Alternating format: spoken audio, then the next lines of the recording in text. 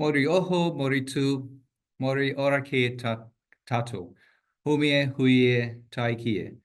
Tena koto katoa, ko chiwe kwan toko ingoa. Ko aho te kairiahi ti kanga whakihare ki Kerich and Partners. Tena koto e to koto, waiwahi ke tene hui. A very good afternoon, one and all. My name is Chiwe Kwan, and I lead the leadership practice at Kerich and Partners. A very warm welcome to one and all to our webinar on boards as stewards of sustainability. Thank you to everyone who's taken the time out to join us this afternoon. Let me just briefly explain the proceedings for the next 90 minutes. There are essentially three parts to the webinar today. We will shortly kick off with a presentation on Asia-Pacific research, followed by time for Q&A from the audience. And then I'll convene a panel discussion with our three esteemed panelists, whom I'll shortly introduce. And the final part is we'll absolutely take questions from the audience and have more of a engagement with everyone around the table. Now, you would have seen from the invitation that this is the culmination of an Asia-Pacific research produced by the Stewardship Asia Center, which is part of Temasek Holdings. And for those of you who don't know Temasek Holdings, they're basically Singapore's sovereign wealth fund, or the equivalent of our New Zealand super fund setup. And Kerich and Partners were responsible for the outreach and data collection for the New Zealand part of this research. And we managed to get more than 70 respondents in and amongst that 600 over people across Asia Pacific. So a good 13% representation of the overall research database, which is fantastic. So a big thank you to those of you who have taken the time to respond to that research. Now, today we are joined by a number of people. First of all, Sunil Puri, whom you would see on screen. Sunil is a Senior Vice President and Head of Research and Engagement at Stewardship Asia Center. And Sunil is the co-author of this piece of research with his team member, Jane Ang. And Sunil will shortly lead off with a presentation on the Asia-Pacific research. And then, as I say, we'll invite questions from the floor. Subsequently, we'll convene a panel discussion, and we have with us David Carter, who is the Executive Chair at Becca. We have Brent Gulsack, who is a farmer and also a professional director at Fonterra. And last but not least, Kate Wilson Butler, who is the Director of Climate, Sustainability, and ESG at Chapman Tripp. Again, I will do a more detailed introduction of the panelists when we have the panel discussion. Now, first and foremost, in terms of the technology, you will know that you're all muted. You're not visible to us on the webinar. You can ask questions at any time via the Q&A button. So don't wait till the end of the presentation. If you have any questions, do pop them into the Q&A section, and we'll bring that up in the discussion at the appropriate time. This webinar will be recorded. You can view it again or send it to others who you think might benefit from having a view of a piece of research. So with that in mind, let me just promptly kick off and invite Sunil to take us through the Asia-Pacific research. Sunil, a very warm welcome joining us from Singapore. Over to you. Hey, thanks, Chiwe, and thank you all for joining us this afternoon. I'm looking forward to a fun sharing and then hopefully a compelling discussion after that. Let me pull up my deck and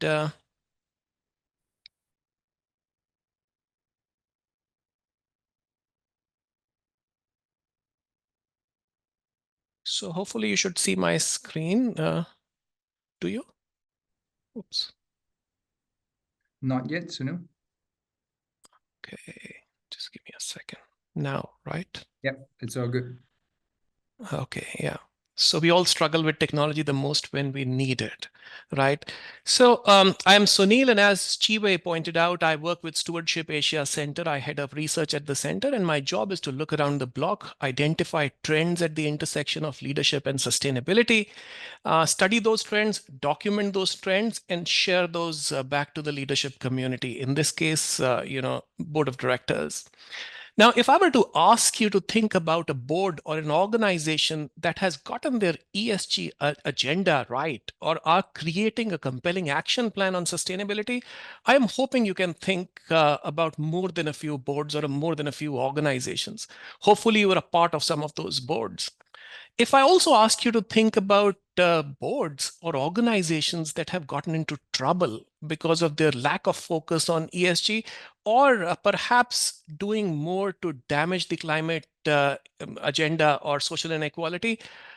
Uh, I guess you could think of a couple, if not more. Hopefully you're not a part of some of those boards. But if I were to ask you to think about boards that are not pulling their weight and driving the ESG agenda, we'll all struggle because we all love to talk about success stories. We all love to talk about boards that are inadequate. Media talks about them. Folks like me go out and write cases about these organizations and boards, but we never talk about underperforming boards, boards that can make a difference but choose not to, or boards that can push their management teams to take a harder kind of action on sustainability, existential challenges of the times that we live in, but choose to stand on the sidelines. Unfortunately, our research tells us that such boards comprise the belly of the normal curve in terms of volume. Also, when I speak with board directors, I get a fair amount of pushback that, hey, we are in tough times, tough business cycles, tough economic cycles. There are a lot more priorities that the organization has. We are undergoing transformation, and therefore there is not enough time to think or do much about sustainability. In my humble view, these are all excuses. Inaction by organizations on the sustainability agenda, inaction by the senior most representative group in any organization, the board of directors on sustainability agenda, is not acceptable by the stakeholder community. In fact, I would even say that it borders on being unethical. So that's the backdrop with which we started this research, trying to understand, are boards doing enough in driving the sustainability agenda? What else can boards do? How do boards in different countries compare?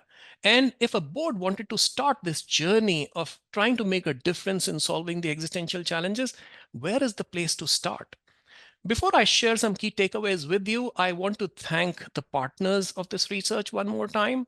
We had 13 partners across 11 countries, and many thanks to Quan Chi Wei, Peter Kerridge, Amelia, and the team at Kerridge and Partners who helped us collect data sets in New Zealand. Thanks to all the partners, we curated perhaps the biggest research at the intersection of board directorship and sustainability in the region. And you can download this research. I have the QR code on the top left of the screen. Feel free to download this research if you'd like to. Also, Chiwe did introduce Stewardship Asia Center, but to tell you more about our center, we are a small think tank and advocacy group set up by Temasek Holdings about 10 years ago to drive the ethos of stewardship, or doing well by doing good. So we produce catalytic knowledge and advisory to drive leadership action on environmental issues and social inequality and other existential challenges of our times. We do it in a couple of ways. We do it through executive education, and I'll share a bit more about that towards the end of the presentation. We do it through engagement initiatives like the webinar we are having this afternoon, and we do it through research. And Jane and I, we both work with the research group at Stewardship Asia Center. So to make sure we are starting off the same base, I would say that to make a comment that sustainability is under siege is kind of an understatement in the times that we live in. As we speak, several cities across Asia and Pacific, particularly South Asia and developing ASEAN, are undergoing unprecedented ambient temperatures, unprecedented flooding, landslides, severe climatic issues are occurring, which are leading to natural disasters in several cities as we speak. As of this morning, my home town, New Delhi, is kind of flooded because it's been raining for the last three days. Absolutely unprecedented. Also, serious concerns around social inequality. Half the world already lives on less than $5.50 a day, and the global conflicts aren't helping. Global conflicts in the Middle East, in Europe, are causing serious concerns around migration of people and therefore stretch on resources. Now, these are not only existential challenges, these are business imperatives. Organizations that can try and solve some of these challenges and integrate such challenges, solution to some challenges with their business models are the ones that will get unprecedented returns on their top line and will be able to build or bolster their bottom line as well. Now, while the But while the management teams are responsible for driving the agenda on executing the strategy or executing sustainability initiatives, I think the tone at the top is extremely critical, and therefore the role of the boards. In fact, I would go on one limb and say that organizations that have curated a compelling journey on ESG, the boards definitely have to play a key role. Often the chairman or the board as a collective usually drives this agenda right from the front. Also, board of directors must be concerned about sustainability in the times that we live in, not only because of the organization and the fact that they want to do good, but also to protect their own reputation. For instance, you may have read about the recent, happening last year, I think in 2023, when Client Earth, which is an activist group, went after Shell with a derivative action holding the board of directors personally liable for Shell's inaction on executing a more compelling net zero strategy. So it was a derivative action, kind of unprecedented, is complicated. It was shot down by the UK court, but it has started the activist investors to start thinking about actions directly against the board of directors, holding them personally liable for inaction on sustainability. So you may want to sort of act on sustainability, not only for your organization, but to also risk mitigate your own board directorship journey.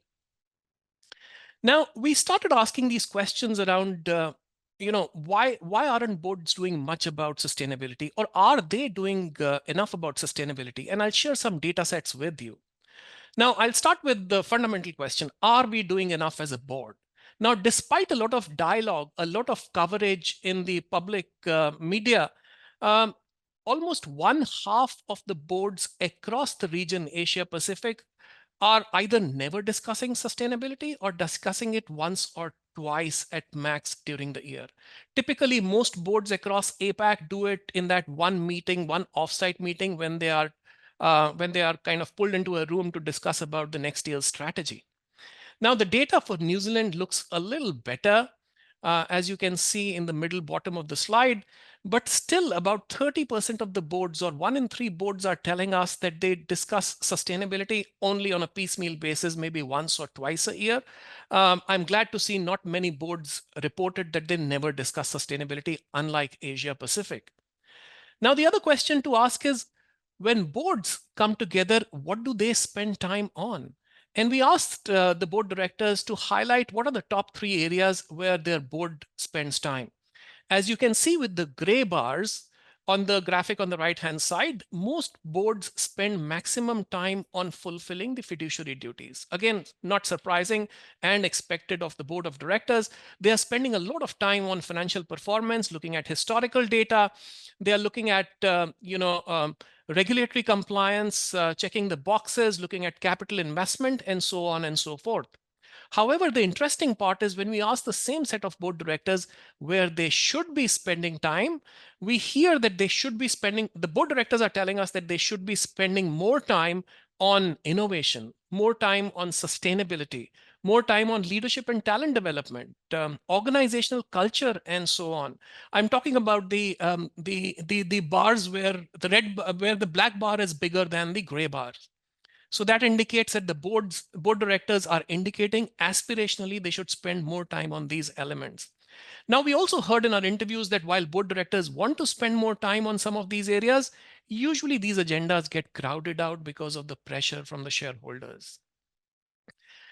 So what's stopping us? What's stalling the effort of board directors to take decisive action on sustainability across Asia Pacific?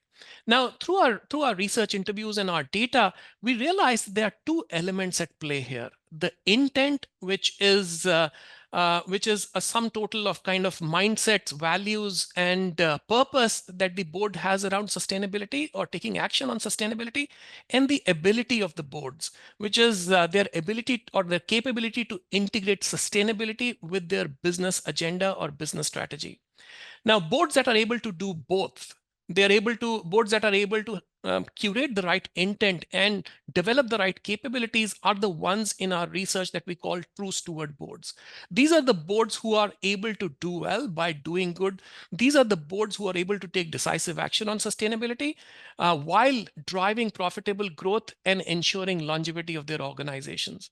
Now, what influences intent and ability? As you see in the chart on the right hand side, it's kind of a complex chart, but essentially there are six pillars, three pillars driving intent and three others driving ability. Uh, Intent essentially is influenced by jurisdiction readiness, and I'll share some more data with you later to show that some jurisdictions are doing better than the others.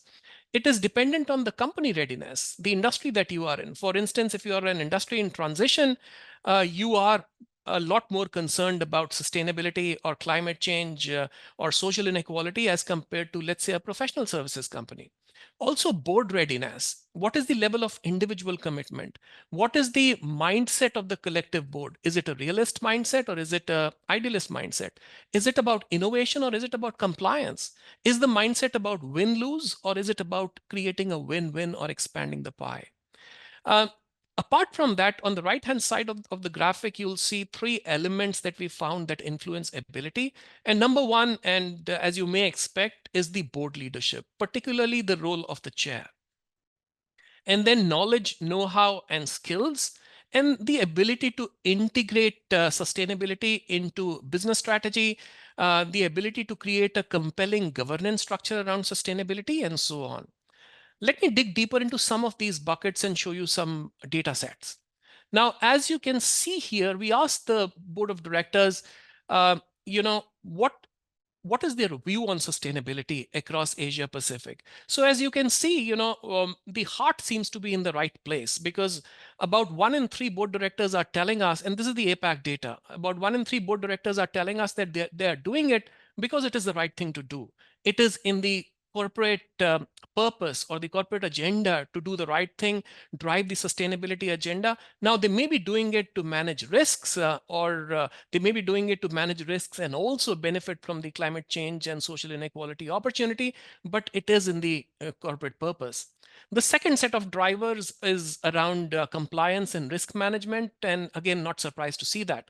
The New Zealand data looks very similar. And if anything, glad to report that there are more board directors in New Zealand that said that they're doing it because it forms a part of the corporate purpose than the rest of Asia Pacific.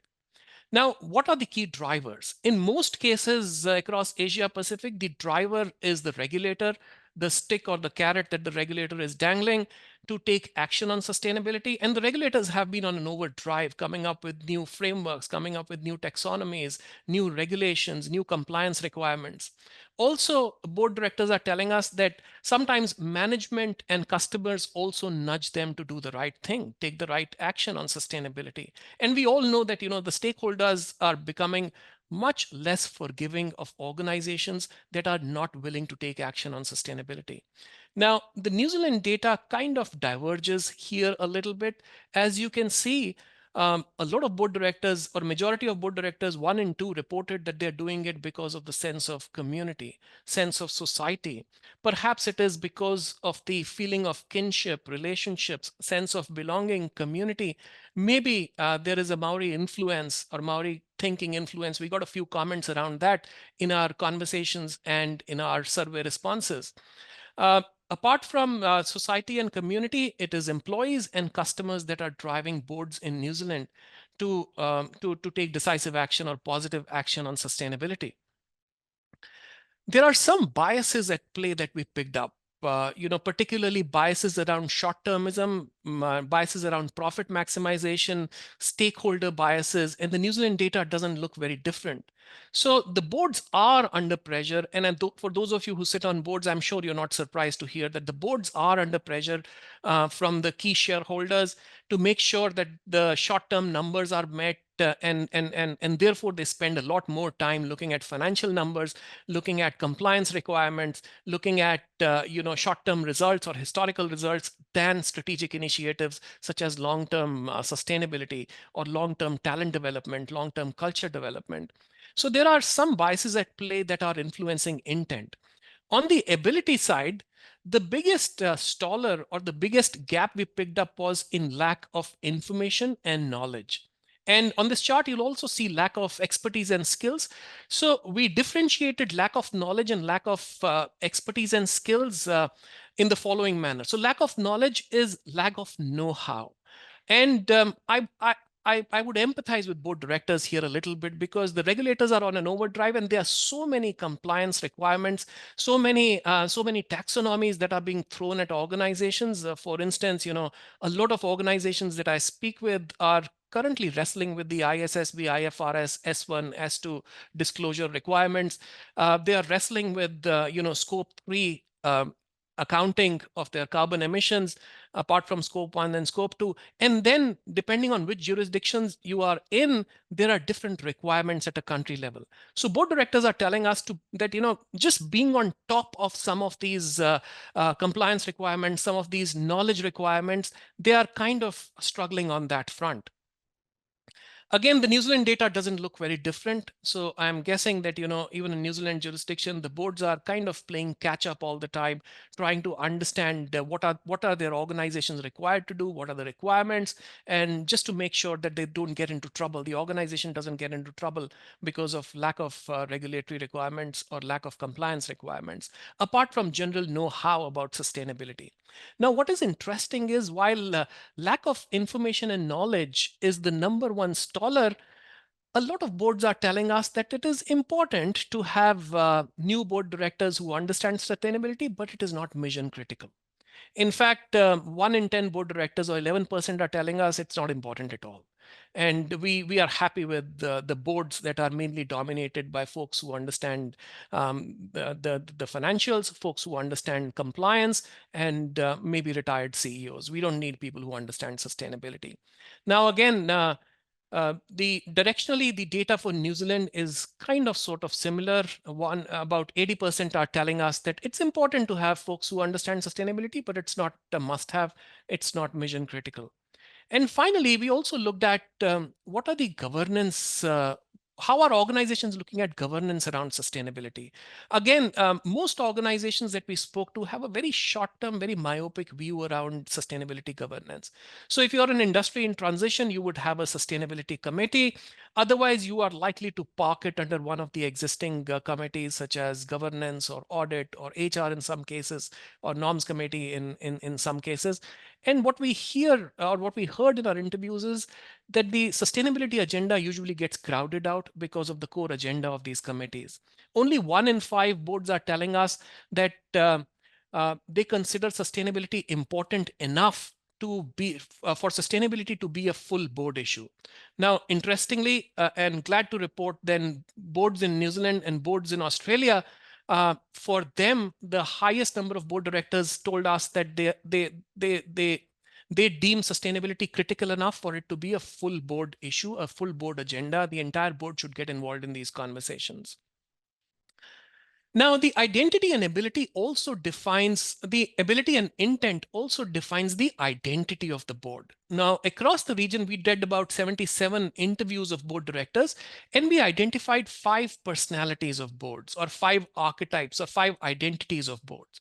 Now, starting with the passive follower identity, which is a board that is not taking proactive action, either because of being ignorant around sustainability, or they are waiting for the regulator to crack the whip. Box checker boards are doing the bare minimum to not get in trouble around with the regulator or with by missing the compliance requirements. Do-gooder boards are the ones that embrace the morality agenda or the morality ask around sustainability. These are organizations that are going out and building schools, building hospitals, basically looking at sustainability as more of a CSR responsibility, more of an altruistic responsibility or philanthropic responsibility. Some organizations are doing it because of jurisdiction requirements. Case in point, India and some of the other countries, which mandate organizations to contribute X% of their net profits towards CSR. Also, interestingly, some organizations are doing it because of a religious leaning. But however, while they have a lot of impact because they are doing good in their societies and communities, there is often a weak link between the sustainability and the business strategies. So weak materiality link. Risk navigators are typically organizations that are in transition. Their boards are usually focused particularly on looking at the risk element of sustainability. So while there is a very strong connect between sustainability and organization strategy, and for the right reasons, for instance, if carbon taxes come into play, a lot of organizations may go under, and therefore they are worried about risks such as those. While there's a very strong connect, it is only with a risk lens. And towards the top right, you see boards that we call true stewards. These boards not only talk about or think about the risk due to sustainability, they also nudge their management and hold discussions around potential opportunities coming out of sustainability. For these boards, sustainability is not one of the strategies, or for these organizations, it is the fundamental strategy of the enterprise. Now, WEF data tells us that there's about $10 trillion worth of business out there on the table every year for the next couple of years on the sustainability front. These are the boards that nudge their management to go and evaluate how they can do well and do well by doing good, not doing well and doing good, but doing well by doing good. And that differentiates the true steward board directors. Now, these are not static these are not static scenarios or static states of existence. This is also not a continuum. You could be in one of these buckets, and I'm not making a value judgment because of the context that you operate in, because of your industry and so on. However, most board directors tell us that they want their boards, their organizations to move towards true stewards. Now, if a board wants to do that, how do they start? They start with internal dialogues and internal reflections, asking the big question around, why am I a board director? Am I there for a social calling card, or do I really want to make a difference? What does my board need to do? Are we doing enough? Then they need to evaluate where are the key gaps on ability and intent. And there's a simple tool that we've included in the research. It's a 5-minute survey that you may want to take to understand which of those 6 pillars may be impacting the intent and ability in your board. And then the boards must discuss what is the identity of their board. Are they happy with that identity? We have another tool, a quick 5-minute diagnostic that you may want to roll out in your boards to identify which of those archetypes do you sit in, and do you really move towards being a true steward? If you want to move a true steward, you need to hold yourself and your organization management team accountable towards a shared culture based on stewardship values and purpose. Now, we at Stewardship Asia Center define steward leadership as genuine desire and intent to create a collective better future for all stakeholders in order to drive profitable growth, in order to drive longevity, and have positive action on existential challenges. There's a 3-step process we propose. Number one, you need to embrace 4 values that you see on the left-hand side in the graphic. Value of interdependence. If I give more, I get more. If I do more for the society, my organization benefits. Value of long-term thinking, not thinking about the next couple of quarters, but thinking in terms of maybe next 3 years or next 5 years to make a difference on the sustainability agenda. Ownership mentality. If someone has to do it, I have to do it. My board has to do it. My organization has to drive this agenda. And creative resilience, coming up with interesting tactics to not only look at sustainability as a risk, but looking at it as an opportunity. Once you've integrated these values into the organization, and this is a good place for the board leaders to start having these conversations with the shareholders and the management teams. You evaluate the purpose of the organization. Is it the purpose of greater good? If not, again, a good reason to have an internal and external dialogue. And once you have this steward leadership compass and you want to embrace being a true steward board, you make sure that you use this compass and are guided by this compass in all board level conversations, all management conversations, and you nudge the management team to create a culture based on these shared values and purpose. Now, very quickly want to tell you what we are doing to help board directors before I wrap it up and hand it back to Chiwe. Now, we work a fair amount with board directors in the region. And for instance, we are doing an open enrollment program in a couple of weeks with Singapore Management University, where we bring board directors and senior executives together, about 40 of them, and we talk about steward leadership. How do you embrace them at a board level? How do you embrace steward leadership at an organization level and at an individual level? We are also taking a study tour, a group of board directors from the region to Doiteng region, which is in Thailand, the Golden Triangle area, and they have a absolutely fantastic and very efficient circular economy happening there that has led to enrichment of the entire region. So we are taking a group of board directors for a week there to study how did Doiteng area do this, and what can they learn and bring it back to their organizations. So happy to talk about that. Feel free to reach out to me if you have questions about these programs. And as I kind of round up, again, a QR code on the right hand side, 3 messages that we may want to take away from this sharing. Number one, driving or being a true steward board is tough. You need to nudge your management teams to embrace the culture based on stewardship values and purpose. You need to sometimes arm twist them to make sure that they are using the steward leadership compass to take decisions. However, being a true steward board is a choice you make as an individual board director and as a collective board. It's a tough choice, but that is a choice that you need to make. And finally, you need to act on sustainability, not only for your organization, but also for your own personal risk mitigation. Thank you. Over to you, Chive. Sunil, thank you. Big thank you for that presentation. A couple of things I would just say. While the audience, if you're keen on any specific questions to Sunil on the Asia Pacific research, please put them through the Q&A function. We'll put it to Sunil. So a couple of things, Sunil. One is, again, great presentation, but I think it doesn't do justice to that 60 pages of research in the report. I would strongly encourage everyone to download that. Absolutely love the framework and the checklist at the back end of the report, which I think is really practical for boards to do that self-reflection, self-evaluation. Strongly encourage you to take a closer look at that.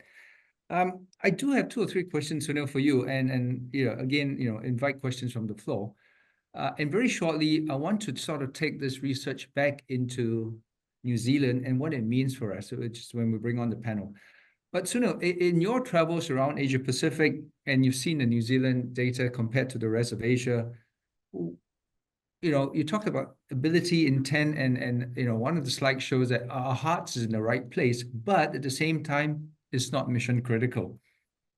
If I were to ask you, what would be your sort of top 3 headlines for the New Zealand findings? So what comes to mind for you?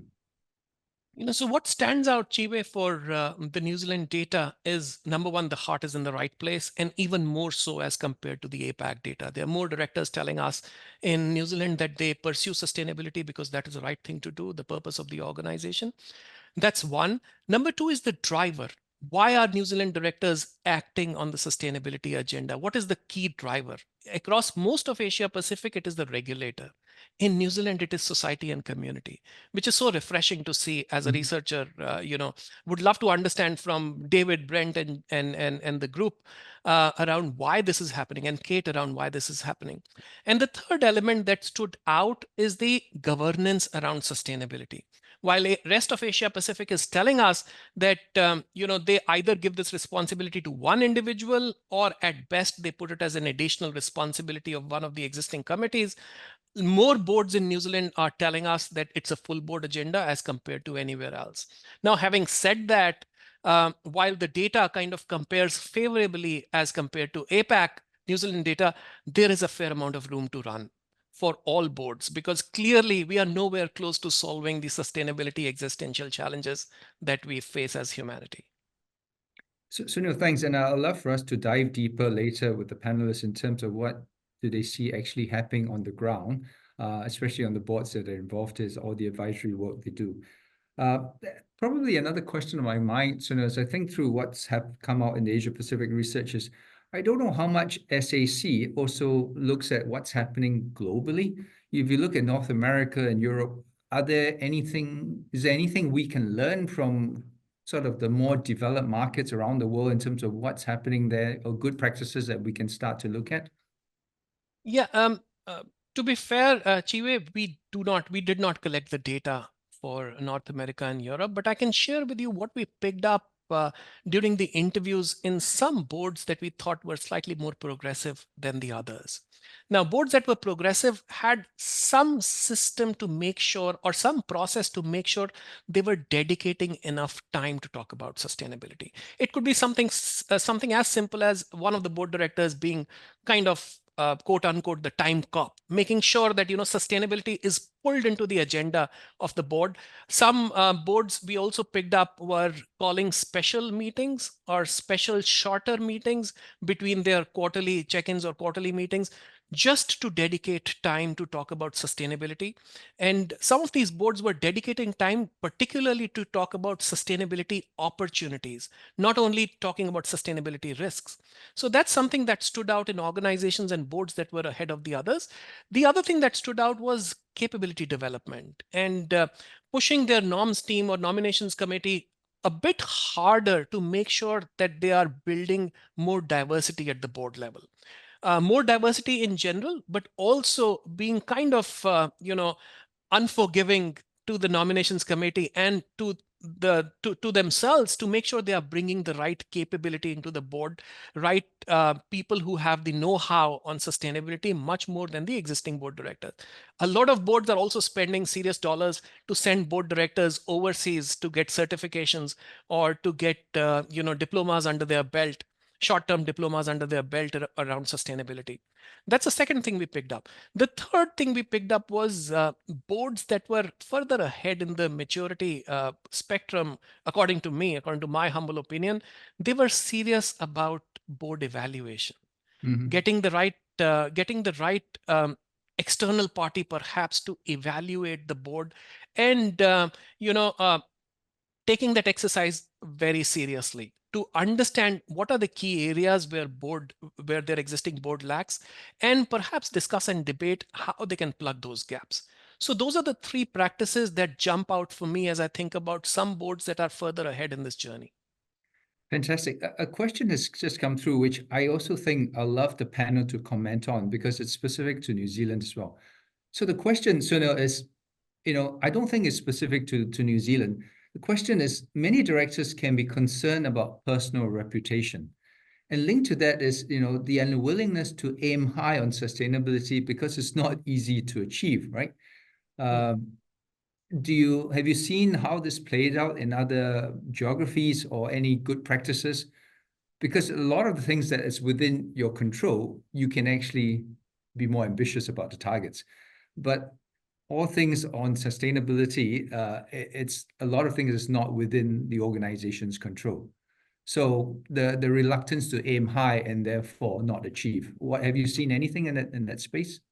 I know that's a great question, and it's a big debate, Chive, in the sustainability circles. Not only for board directors, when they set targets, for instance, for the CEO, and link compensation back to that. Now, if the organizations, so the organization doesn't have much incentive to push the management team harder, or the boards don't have much incentive to push the management team harder on sustainability, because if they miss the target, it looks bad not only for the board director but for the entire organization. So it's a compensation question. It's an incentive and rewards question that a lot of my friends in the comp area are struggling with. So there's no right answer to do that.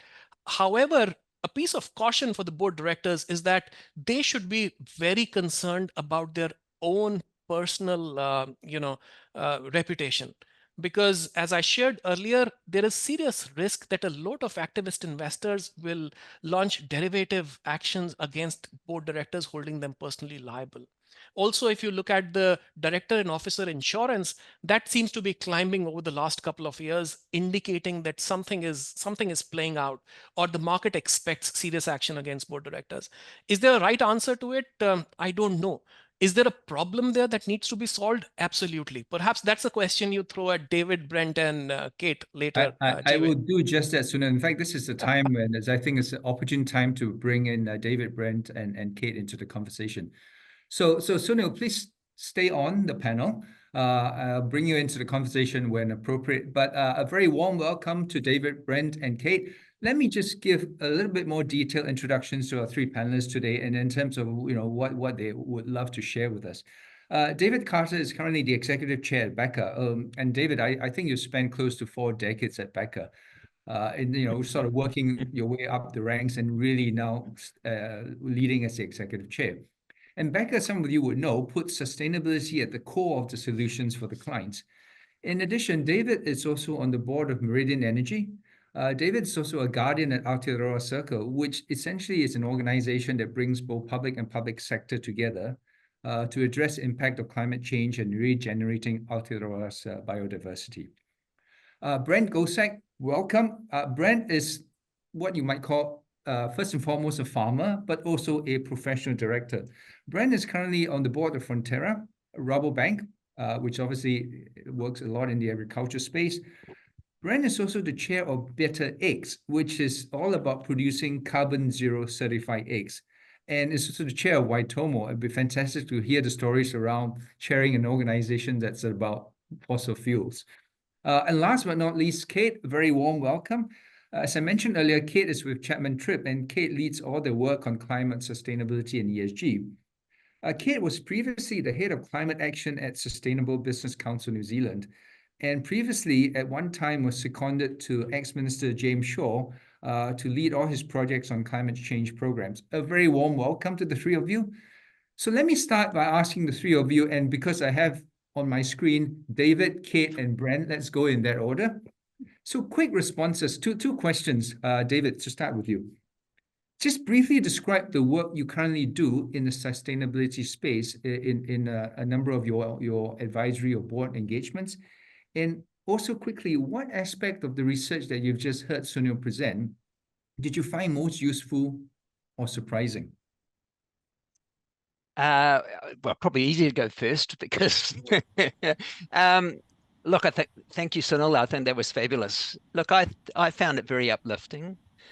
The observation that such a high percentage of New Zealand directors thought that sustainability should be fundamental and integral part of their purpose is fantastic. And I think that reflects certainly the groups of people, I interact with. The fact that 48% of people in New Zealand, 48% of directors thought that society and communities were a key driver as opposed to regulation, another really uplifting fact. Probably the things that surprised me a little bit is that I think only 9% thought there was competitive advantage around sustainability, but that may be just because I suspect that survey where they were giving percentages all added to 100, so you had to pick one. Because I certainly think out there are distinct competitive advantages. And I think the other telling statistic that stood out for me was the 76% of people thought that, or I think 76, 73, Sunil, 73 maybe, saw that top challenge was really lack of know-how and other bits and pieces. So those are what I probably took away from the survey. Probably a little bit funny question to answer because I self-select companies that are involved in this space. So I'm surrounded by directors that share that passion. I'm not sure that I think boards alone should lead in sustainability. That's not to say that we shouldn't lead, but I'm a bit of a fan of viral initiatives within a company and empowering certainly your graduates and younger people within your company to take some steps in that direction. And my observation is quite often when we try and coordinate some of that activity, we actually stifle a whole lot of innovation that's going on. And that probably goes, if we get to talk to the purpose and the why, because, certainly recruitment and attraction of incoming graduates is a key part. But I do think that boards, it's like anything in life, the things that you talk about, the things that you monitor, the things that you measure are things that you tend to change. And I think boards can send a very powerful signal to the company. And yeah, it can be challenging setting a standard and setting numbers. But I think if you don't set those numbers or set those standards, it's too easy to kick the ball down the road. And I do think people are relatively forgiving. You see in New Zealand came out within the last couple of weeks and made a statement around it's the numbers that it's set in its targets, and the fact that now, because of the production rates of SAF, it's not going to reach its targets. But I think if you're genuine, if there are good reasons, if we've made great attempts coming out early, as opposed to trying to fluff an answer, I think people do accept that. So those are probably my observations, Chiwei. Don't know if that quite answered your question. David, I would be great if you can share some very quick anecdotes on some of the interesting, exciting things you're doing in the few organizations you're involved in the sustainability space. So brief anecdotes. Yeah. Look, so if I just gave Becca, we set a 50, what is effectively, we took our scope 1 and 2 emissions and said we're going to effect a 50% reduction in those from 2018 by 2030. And we said, with respect to scope 3 that we have less control over, we're going to set a 30% reduction, which is on a pathway to 2 degrees as opposed to the 1.5 degrees, 32% overall. We've managed since that time, effectively, the carbon footprint of our staff was around about 12 point something tons, 12.9 tons for CO2 equivalent per staff member. That's down to 9. And accompanied with that are some significant operational savings. And those things come about, give you a couple of classic examples, more energy efficient buildings, but also fewer flights. And with that, fewer flights, because international travel is a massive part of our carbon footprint, then an improved quality of life, but you have to make a conscious decision that you're going to go fewer trips, but for longer. And also you rethink the level of engagement you have overseas, the number of annual shareholder meetings. I used to travel to 19 offices in a range of countries to give those. It's now 3 online meetings. If I wear one of my other hats, you know, buying 1,200 hectares of forests, and we're in the middle of planting those. By the end of this year, we'll have finished planting those forests. That provides the carbon footprint for the portion of our scope 3 emissions that we aren't in control of, that we seek to mitigate. And the exciting things about that is, if you start thinking about TNFDs, now you look at those forests and go, what can we do to promote additional life within those forests, get birds to come back? How can we help remove stoats, ferrets, possums, rats? And so looking at your positive impact on nature. So that's probably 2 things, 2 examples from different companies. Okay, fantastic. Kate, over to you. So 2 questions, right? One is, you know, in your advisory role with lots of companies, what are you seeing that's working out there? And what parts of this research do you find interesting or striking that hits home? Oh, thanks, Chiwei, for the kind introduction, and Sunil for the presentation and the timely and fascinating research. I really enjoyed getting into it. So as you said, Chiwei, at the outset, I'm Chapman Tripp's Director of Climate Sustainability and ESG. And so what that mouthful of a title means in practice is that I work in quite a multidisciplinary way to help companies of all kinds navigate this whole transition to a net zero economy and this changing, very rapidly changing regulatory and stakeholder environment on sustainability, including some of these tensions that we've already been talking about around wanting to aim high, but also managing and mitigating the risks around potential non-achievement. And I think one of the great privileges of my role is that it cuts across a range of different sectors internationally and in New Zealand. And working with those companies and their boards, you start to be able to draw themes out and see the commonalities, the shared challenges that governors are facing across the board as the world changes so rapidly around us. I think what stuck out to me in the research was that the research was really clear that there is an opportunity on the table, right? I think there's something like 73% of millennials are willing to pay more for a sustainable proposition, 60% increase in operating profits due to efficiency gains through sustainability initiatives, lower cost of capital, et cetera, et cetera. However, as has already been talked about, the top driver for New Zealand boards in this work is the community and society aspect, which says to me that the primary driver, at least at this stage, is the do-gooder archetype, to use the framing in the report. So, Sunil, I think you described it as doing good and doing well, and I think the opportunity now is to transition to doing good doing well by doing good. So that starts to have that strategic integration, and the value creation opportunity is really realized. And I think you start to see the hint of that in the second driver, which was customer. And I think that probably speaks to some of the offshore customer demands that are starting, and expectations that are starting to come through supply chains to New Zealand companies, and some of the value that's to be gained by playing to win in this space. Maybe just a quick question for you, Kate. Obviously, in the work that you do, you obviously have that touch points with government. Can you speak a bit to that in terms of what you see is being done from the government, and obviously with the change of government, there's always just shifting targets. Yeah. Oh, the tricky questions right from the outset, Chiwe. We've clearly had a change in government, a change in approach in terms of climate policy, much more market-led approach, including greater reliance on the role of the emissions trading scheme to do the heavy lifting in the New Zealand domestic context. I think what I've observed, again, drawing out some of those trends, is for many organisations, those who have done the work to do well by doing good and start to integrate some of these considerations into core strategy, those entities are staying the course. They have, they've set their North Star towards a particular outcome. They see the value proposition for customers, for employees, for stakeholders, and they see the long-term value creation proposition that represents. And so in that context, government regulation can be helpful or it can be a hindrance, but it's not a decisive factor in whether or not you act, because you've got other drivers pushing you in that direction, right?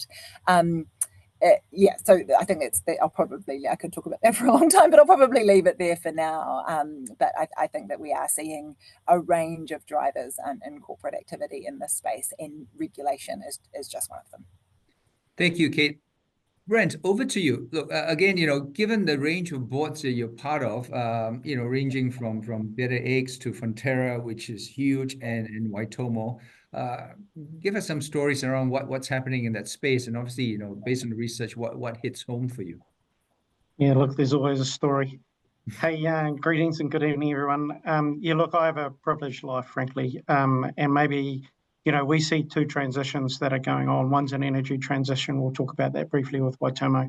The other is obviously a food transition, and a lot of my life's in that world.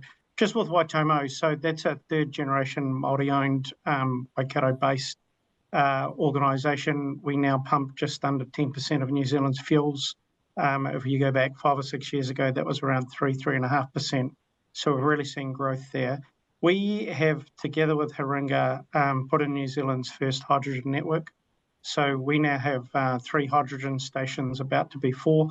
We have more hydrogen stations than we have large vehicles running on hydrogen in New Zealand. We know that we won't make any money out of that.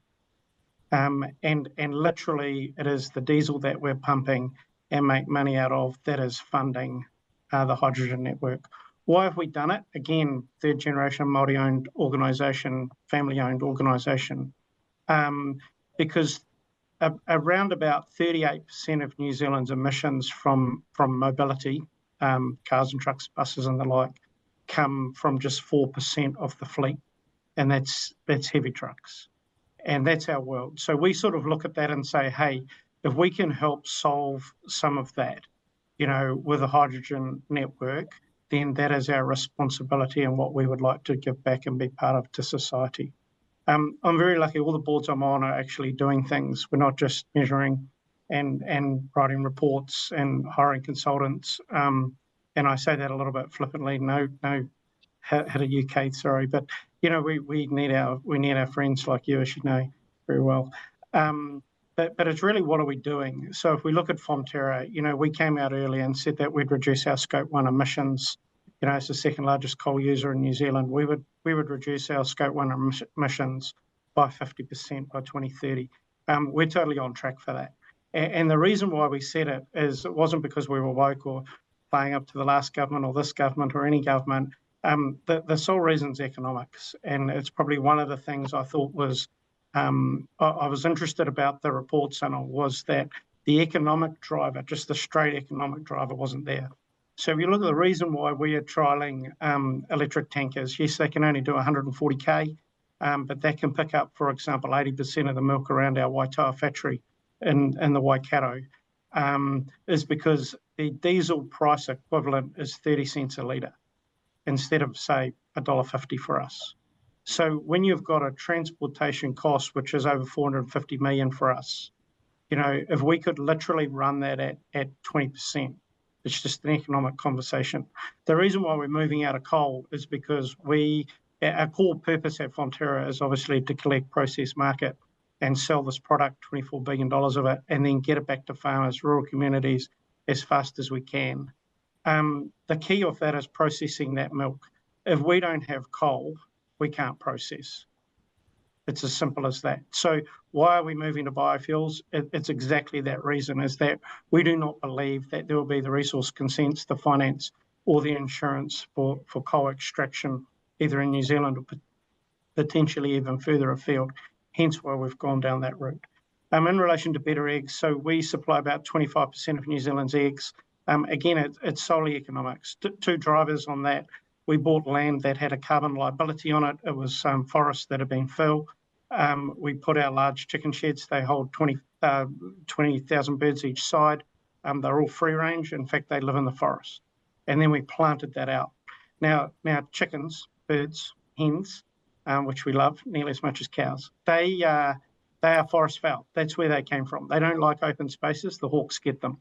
So, you know, to have a free range bird, though, costs us $127 a bird to place versus less than $20 a bird in a caged environment, a colony environment. So the other driver for us at Better Eggs is that the likes of Woolworths that have led this, they have said they wanted to be out of caged eggs this year. And we said to Woolworths, well, we'll do that together, but we need some commitments on both sides. And they said, well, you know, how do we form this partnership? And it's exactly that. It's a partnership. So they have commitments with us. At Rabobank, we only fund growers and farmers and processors around food and agri. You know, our purpose is to grow a better New Zealand. And sometimes purposes can be a bit trite. That one's real. So as we look at that sector, we've got a different role there because we do have a commodity, which is banking. Now, I call it a commodity. They disagree. You know, but how do we actually help this food transition? What is our role around education, advocacy? You know, how do we bring data so that farmers can make a better decision? And as a farmer, for Dylan and I, the key reason why we milk the best cow we can is how do we take, you know, a scarce resource, be that feed. It's literally sunlight and water. You know, that's what grass is, yeah, and we turn it into milk. So how do we get the most milk we possibly can? For that, we need the best cows. They're generally Jerseys. We need the best cows, and, you know, we go from there. Why did we put solar on a farm? You know, David, it was solely economics. It's a 15% return for us. You know, so all of these things, why have we moved away from bobby calves? You know, it's solely economics. You know, dairy beef's 25% more profitable, 40% less carbon. As I say, there's always a story. So, you know, that is, I think, you know, I'm privileged. I'm very, very lucky. What we do is, yeah, and there's a lot of doing, which I think is, you know, probably my call out here. The thing I was most surprised about the research, as I said, is economics didn't seem to be a prime driver, where for a lot of us, it is the driver.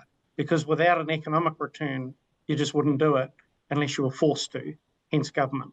You know, so if we don't want to go down that government route, then, you know, we've got to make the economics work. At Fonterra, the biggest driver for us economically is not the premiums that we're getting from Nestle and Mars and the like, which we are, but it is to sell the $24 billion of product first. So if we go out and put ingredients on a shelf with a whole lot of others in a global competitive market, we want to sell it first. Why? It's such a privilege to sell your product first. If you're left last on the shelf, working capital blows out, you discount, you can't grow market share, you know, you're in a world of pain. So it is very, very clear for us, look, there's lots of things that mean that we can sell it first at Fonterra. Our functionality, how we're co-op, we're farmer, family owned, you know, all of those sorts of things. But we've got to be able to have a low carbon footprint or have a sustainable story and be very real in our communities so that we can sell it first. And that's the $24 billion prize for us. Brett, David, Kate, thank you. So what I'm hearing are just great stories about, you know, I'll just borrow your words, pure economics. And it seems pretty evident. But the reality, I think, it's probably not as simple, right? Because what we're seeing, and then it goes back to one of the charts that Sonu presented, what's holding us back is this short-termism, looking at short-term profit maximization, but not thinking long-term, not having that ownership mentality. I'm really curious what you see, and you know, David, as you said earlier, you've been privileged to be self-selecting on boards that do this well. But there are probably lots of other organizations out there. If we're listed, if we are beholden to the public shareholders who demands dividends and short-term gains, what are you seeing out there in terms of organizations that don't seem to see this economic story behind doing well by doing good? Who wants to kick off on this? Well, it's a difficult statement, Chue, because as you heard my original comment, I'm 100% with Brent's comment, and that's why I said what was surprising is that there isn't a message out there around the commercial or competitive advantage of doing a bunch of this stuff. If I look at Becker's costs, and if I just take an internal view, noting that we would make a far bigger impact on the services we provide to other companies in terms of carbon footprint, they're actually reduction in energy consumption, they're reduction in waste, they're reduction in flights, that all goes to the bottom line in a heartbeat. So there's internal benefits. One, two, if you take Aotearoa Circle and Chapman Tripp produced a great report recently, which is on effectively maintaining New Zealand's competitive advantage. And in that report, it pointed out that 80% of our exports go to markets that are imposing constraints around carbon and are working towards imposing constraints around nature. Our trade agreements with those countries have parts of those trade agreements around deforestation, making sure that they're nature at least net zero, if not nature positive now in some regulations.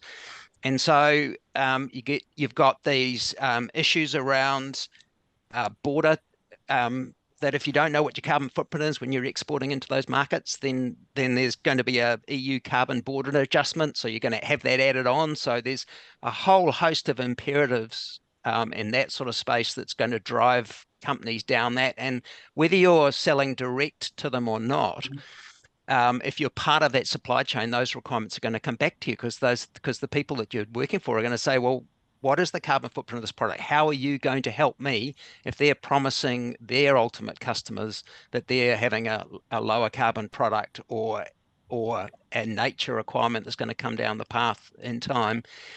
And if you think about a board, right, I'm not sure that all boards see our role as maximizing short-term profits. In fact, I would say that the role of a board is maximizing long-term sustainable growth and value for our shareholders. And that's the sort of approach. And the word in there is sustainable. Mm-hmm. So some of these things are on a slow burn. I'm not sure knowledge is the problem because I think people are prepared to share knowledge in this space, left, right, and centre. I don't feel that people are prepared to hold on. I do, however, I would acknowledge probably my sense is that it's time commitment and another thing on top of a busy schedule. I wonder the extent to which that plays a factor. There's some really good resources out there. MB Sustainable Business Network, as you referred to previously. Sometimes it's just yet another thing to start, but certainly for the second part of that journey, there are absolutely benefits day one from a cost perspective. Two, if you think of the companies that are putting a lot of effort, they're targeting a value-added product that is differentiated in the market. To Brent's point about selling off the shelves first, access to other markets, it's clear in an export space. I think it's in an internal customer space. There's changing generations of what they're demanding. So we're not doing it. We're not doing it solely for a public good reason. if we want to go and differentiate ourselves by employing the best people at a university, they want to work for a purpose-driven company. They want to understand that they're helping contribute to these things. If you're not able to demonstrate that you're genuine about it, then you got, and that's only one driver before you talk brand, before you talk ability to sell services and all sorts of things. So absolutely commercial. Thank you. I do want to ask Kate, you see a breadth of organizations, and I guess the question is how easy or difficult is it for them to see the economics behind doing well by doing good? Thanks, Stuart. I was actually just going to jump in really quickly, if I might, slightly cheekily, on the question around short-termism. And I think what we are starting to see, and we'll see more and more, is really interesting developments catalyzed by the climate-related disclosures regime that I know many of the directors on the call, including the organisations you represent, David and Brent, are facing down the barrel of, and many boards will be feeling like it's all through the lens of risk and compliance, and another thing on a very long to-do list at the moment. But I think what is very interesting about the work that requires, this disclosure regime, is that it inherently requires a longer term lens. So the scenario analysis work that is mandated by the disclosure regime, which you have to kind of disclose what you've done, it looks out to 2050, sometimes longer time horizons. And when we get into subsequent reporting years, as the sort of the risk and compliance element starts to bed and feel more like BAU, and we start to see additional reporting requirements come in, for example, to disclose transition plan aspects of strategy, you will start to see businesses have to grapple with and communicate publicly the answers to some really challenging questions, right? What will our business look like in 2050? Are our fundamental assumptions about the economy, about geopolitical stability, around things like democracy, are they sound? How will they challenge our business model if they change over time? And how can we ensure that our business is set up to survive and thrive over those much longer term time horizons in an age of deep uncertainty? And so it will be very interesting to see how that plays out and how that challenges some of that short-termism, which I think was there in the research. And having gone through that, I've forgotten your question. I do apologize, Chue. Could you repeat that one for me? Yeah, so quick thoughts around how do, back to it's pure economics. And I think, what we've heard great stories around companies that are doing it because it makes sense. But on the flip side, I'm sure there are lots of organizations who don't seem to see the economics behind it. I guess from my perspective, is it industry specific? Does it work for some, not for others? Or is it just that some boards are just not focused on the right things? What have you seen? Yeah, it's a really interesting question. And I mean, to an extent, there is difference across sectors. For some entities, the way in which they conduct themselves in terms of environmental and broader sustainability performance is existential in terms of their ability to continue to do what they do, to sell product, etc. So Brent's talked about that value proposition, what that represents for Fonterra, for example. I think we are starting to see an interesting dynamic play out, and this kind of materialize in the context of the work of a law firm, which is often in the context of directors' duties and all of those considerations around acting in the best interests of the company and taking reasonable care, for example. Because here in New Zealand, at least, the law still applies that single materiality lens, where if a particular risk or something that's on the horizon represents material and foreseeable financial risk to a company, then it's to be taken into account in decision making, right? And other jurisdictions such as the EU are starting to apply what we call a double materiality lens, where the organisation also has to think about and disclose the impact it's having outward. I think where that becomes very interesting is where a company's conduct has such an outward impact that it sort of comes all the way back around and starts to represent risk to the company. So I think that's where we're starting to see the tide turn a little bit, even when you think about these issues through a traditional paradigm of economics, material, financial risk and financial performance, that actually the way in which a company conducts itself, engages with stakeholders, etc., that is actually starting to have impacts, which then can come back around and impact financial performance and viability over time. So I think that is what we're starting to see play out, and many boards start to grapple with. Thank you. Brent, any quick comments before I've got a couple of other questions for you guys? Yeah, look, just to dive in, you ask and say, why maybe our board's not moving that fast. And again, I come back to doing. But I think the first thing we need is what is the alternative they can move to? So for example, we're banked at Waitomo, very ably, an Australian bank. They've all got the same view. We tried to go and buy someone. We went out to 12 banks. 10 of them rejected us because we're retailing fossil fuels. Yep. It's actually the fossil fuel that is going to fund the transition. So last year we wanted to buy someone else, and we went out and we went to 12 banks, and 12 rejected us. And our current banks have said, look, hey, you've got a runway of about 5 years. And we've said, okay, now we know with that. But this is where, but what's the alternative?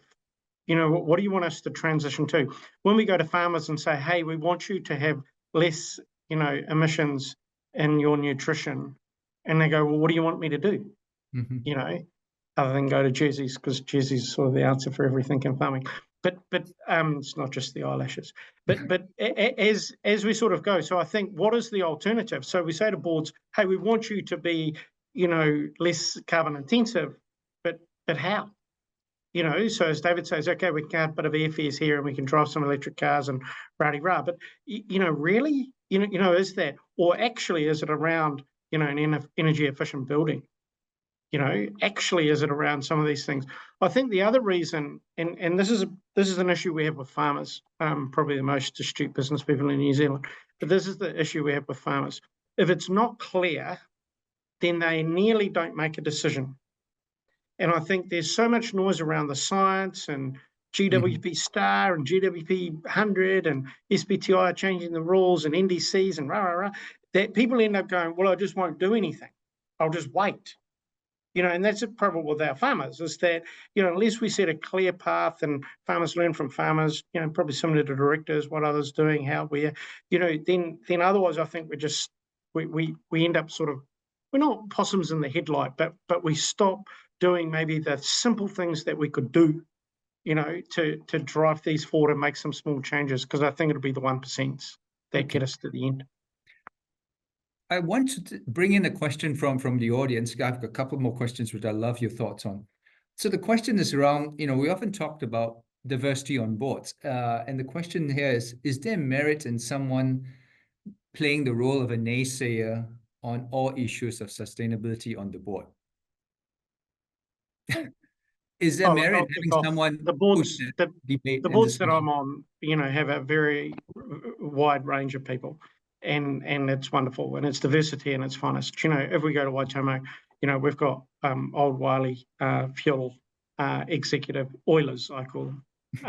They ran Mobil for Africa. They ran Shell for the Caribbean.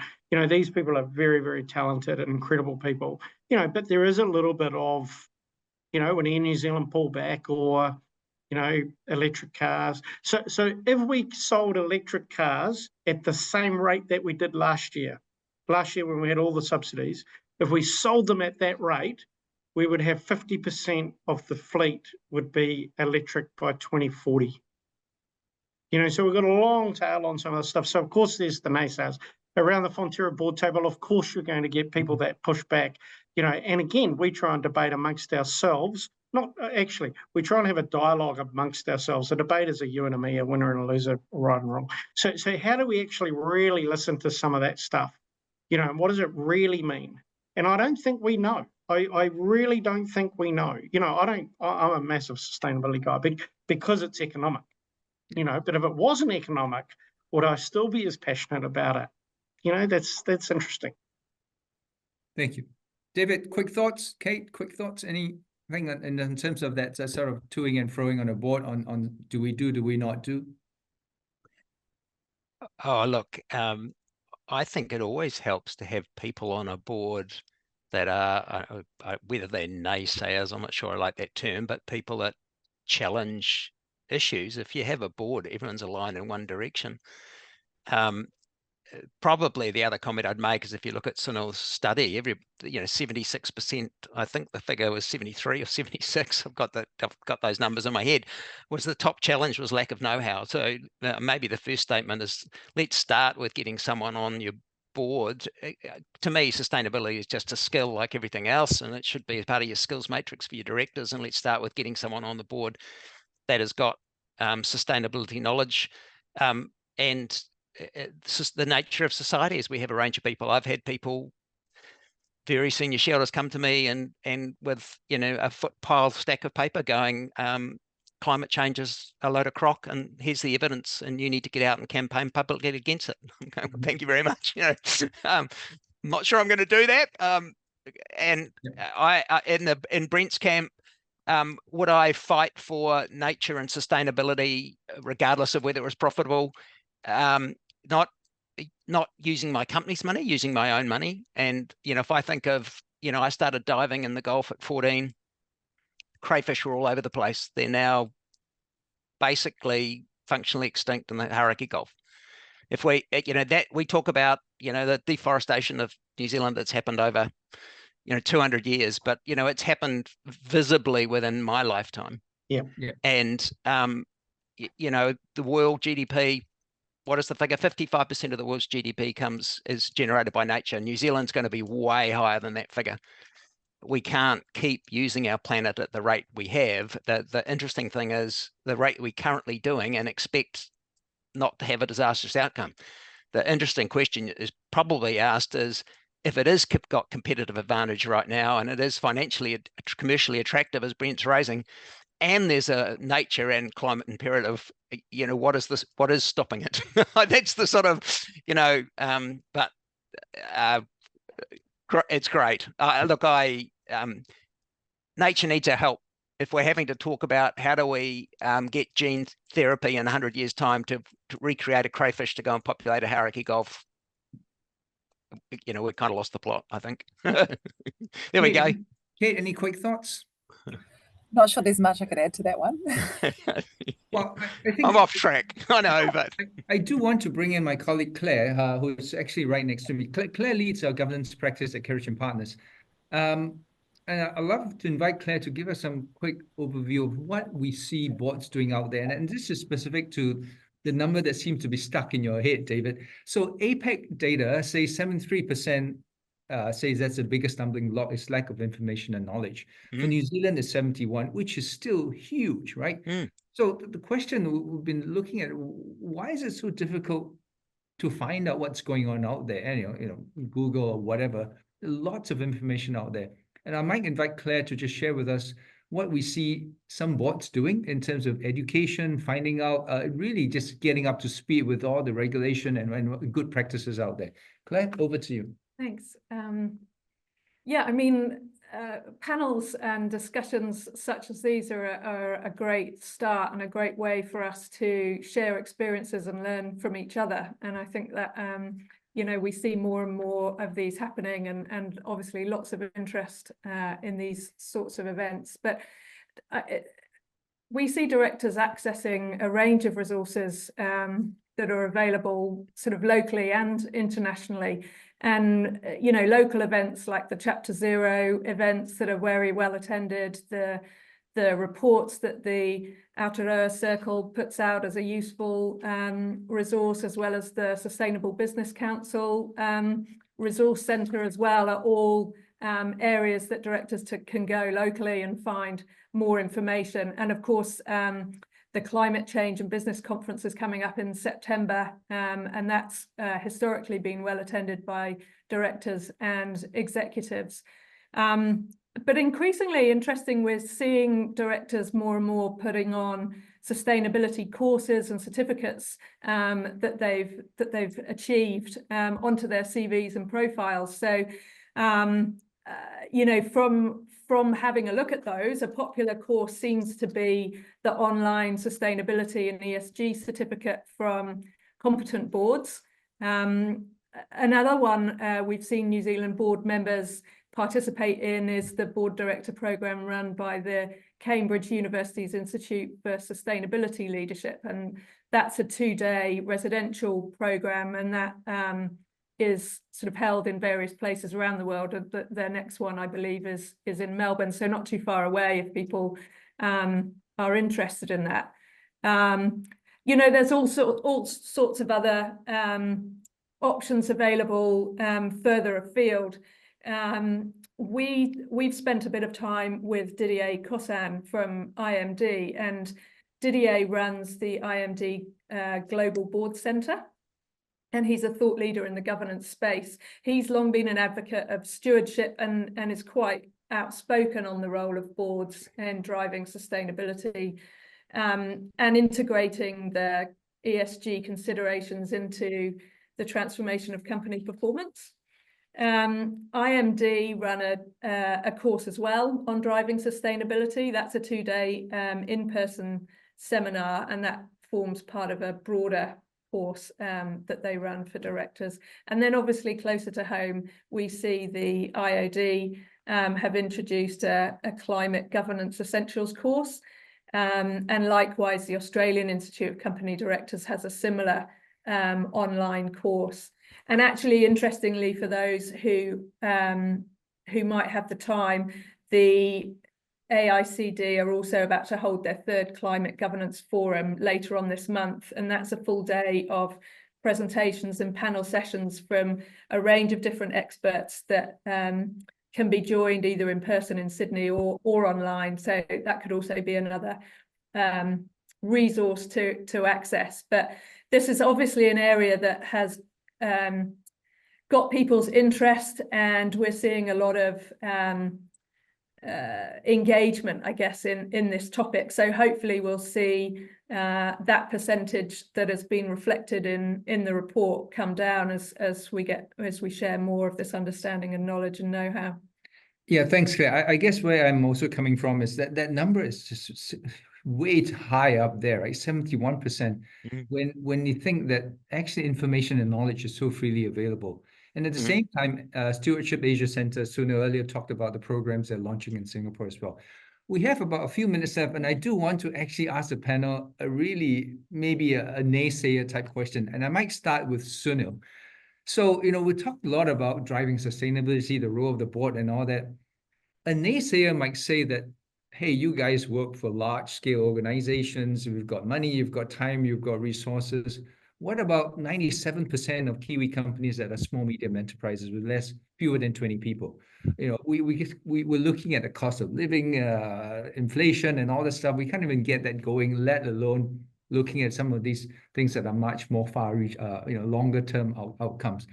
So now, maybe you first. Have you seen anything in the SME space across the region? What are some of these small organizations doing? And I'd love to get the input of the other 3 of you on the panel. Yeah, so Chiwe, as I shared towards the end of my presentation, we believe that if you want to go down this path, obviously economics is critical and important, but it's a choice you make. It's a choice based on the value system of the organization, the culture of the organization, the purpose of the organization. So, it's kind of a philosophy book answer, if you will, because if you want to go down that path, you will find a way to go down that path. However, having said that, while I don't have examples from New Zealand particularly, but there are hundreds of organizations we know of in the SME space that have taken a decision to do well by doing good. In fact, we at Stewardship Asia Centre, we run Steward Leader 25 initiative every year, and it's Jane and me who run that initiative, where we collect examples and stories from hundreds of organizations across Asia Pacific. We haven't had much success with New Zealand, but we have like hundreds of examples of SMEs that are practicing doing well by doing good. There are a few examples here in Singapore that I can name. A company called Reach 52, for instance, a small organization that is trying to make a difference on the front lines with the most underprivileged societies across Asia on the healthcare front. So making a difference on the social inequality space. And like if you go to the SL25 or Steward Leader 25 website, there are hundreds of examples that are documented. So I don't think it is just that the big stories of large organizations, they are played out by media, but I think there's very little correlation between the size of the organization and the choice that leaders, board directors, and CEOs make to do well by doing good. So if you can send us the link, I would want to publicize that to the New Zealand community because, as you say, it's nothing better than sharing some of these success stories from SMEs. Quick comments, David, on what, if I know, I appreciate, you've been involved in large-scale organization. Any thoughts? If not, we can look. So the first commentary is there's just a raft of tools and information out there. MFE puts it out, SBC puts it out, Tadpole calculator, the MFE site, SBN's got a carbon footprint calculator. Do what we do in our normal life, which is get involved in networks as part of learning from others and sharing that information. You see Herald articles or Stuff articles that might have been around, Lee Fishery, around Motueka nets, around critical design, which is using spent plastic to turn into bench tops, wall linings, Otis Milk, Asano. I live in that large corporate space, and I'm very conscious that, I've got the luxury of having quite significant resources behind me that can operate in this. And to the points before, I do worry that sometimes the reporting standards require so much effort and complication. You're starting to lose the wood for the trees and where you should be putting your effort. As I'm doing my Dow Jones Sustainability Index of 120 criteria, I'm sitting there going, oh, what's the top 3 we should be focusing on? But I think, there are lots of companies out there, partly, to Sunhul's purpose, because they're doing it for a purposeful. You see the New Zealand saying we want to do it for the community. But all of us have seen commercial advantages in this, and go and learn from others. Go and join the network. Start talking to people that are functioning in this space. We ran free training courses with 7 of 9 of New Zealand's large agricultural conglomerates through SBN to look at how do we get ourselves prepared. Frontiera was one of them around the sustainable, around TNFDs. This stuff is happening out there, and I think it's about connecting that ecosystem so people, we don't have to start from scratch. And it's like health and safety, right? It's stuff people are happy to share and prepared to share because there are people that are passionate about it. And, we can see it as a competitive advantage against the world, not necessarily against our colleagues in New Zealand, right? Perfect. Thank you, David. Kate? 1 minute. I mean, it's really clear that the world is changing very rapidly. And that 80% statistic that David cited earlier from the Protecting Competitive Advantage report we produced for the Aotearoa Circle earlier this year, I think since that report came out in April, we have new regulations that have come online in Singapore and China and other places, so that will be a higher statistic. So the expectations and requirements of those who we are selling to internationally and also where we're drawing capital from are changing really quickly. And the Frontieras of the world might be equipped and have the resources to start to navigate this, but the 97% of the New Zealand economy that is represented by SMEs, as you said, Chiwe, don't necessarily have the capacity or capability to navigate this changing space. So I think there's a real opportunity to band together across sectors using some of the forums that David's talked about, but also sort of work with government in the context of some of those goals that are there, like doubling exports by a certain date, and to ensure that actually our little country at the bottom of the world is equipping its businesses to compete and to do well in this changing context. Fantastic, Kate. Thank you. Brent, final thoughts. So how you said it was good to have diversity and someone who's maybe has a different view. I have a completely different view. So we have 8,500 farmers at Fonterra. They're all small businesses. Why did they fence their waterways when Teo was here? Because we told them to, and they went out and did it. We didn't pay them to do it. It was massive. Why have they all got farm environment plans that are some of the best in the world? Because we've helped them do it and we've worked there. Why do McDonald's feel that our milk is the most regenerative milk in the world? It's because our farmers have gone out there and planted species. We've got free-ranging cows. There's so many examples that I can reel off. So at Waitomo, we've put in Market 2X, M2X. So that is a logistics tool so that we can maximise our loads and reduce our freight. We would have taken probably 12% out of our cost, but also 12% out of our carbon of moving that milk around. If we go to Better Eggs, again, if we take 1% out of our feed costs, just 1% out of our feed costs, because we monitor it, we know what a hen needs, and we're into lay rates. We monitor like there's no tomorrow. We weigh every chicken. You know, we know exactly what's going in, how much water they're getting. We know the size of an egg is really important. We don't want 6s, we want 7s and 8s. That's where the money is.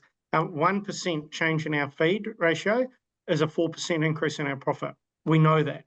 You know, so these are the things. I think it's very easy to say, oh, small businesses, it goes to their back pocket. You know, it's economics. So I think changing that narrative and providing examples, as you say, Kate, and tools so that people can really understand what the drivers are. Dylan and I have struggled in relation to being on farm and what's our carbon footprint. Why? We know our profit drivers. It's around people, it's around days and milk, it's around healthy cows, it's all of that stuff. When it comes to, well, what are the drivers to reduce the carbon in our milk from an intensity point of view, you know, we've been guessing. We've been guessing. And in fact, the interesting point is it's not how much nitrogen we put on, provided that nitrogen actually grows grass. It can reduce the intensity, the carbon intensity in our milk. So there's a lot of these things around what does that mean? It's cheesy cows, as you all know by now. There's a lot of those things that really come together. I think small business will absolutely own this space. I've got more faith in small businesses than I have in big businesses because we'll actually do stuff. You know, and I think that's the key, isn't it, David? The small stuff we do to bring back those crayfish, to make our water clear. You know, that what we're doing on farm in relation to effluent, maybe some urban centres should take a leaf out of our books. If Auckland spent the same amount as the average farmer had spent on effluent, you'd have something like 23 billion to spend on wastewater. Just saying. Go the farmers. On that note, Brent, let me bring this to a close. So a couple of key takeaways for me. I'm still trying to find the disagreement, Brent. That's what I'm struggling with. So all I would say to bring this to a close is there's no excuse when you say there's lack of information and knowledge. It's all out there. It's whether you want to spend the time to go and find out. You are not alone. We are not alone. Lots of people have had fantastic success story. All you need to do is reach out. Someone will connect you to someone with the success stories, with the know-how. Even if you're a 10, 15-man company, can be done, has been done. And let's go out and do that. Look, we can continue to talk about this for another 2 hours, and it's a big topic. It's already descended upon us. It's not something into the future. So let's keep the discussion open. I just want to say a very big thank you to all of you, especially Sunil, for joining us and presenting the research. This has been recorded. I will send you a link and you can share or you can download or whatever. Let me just close by a very short karakia and I wish you all well.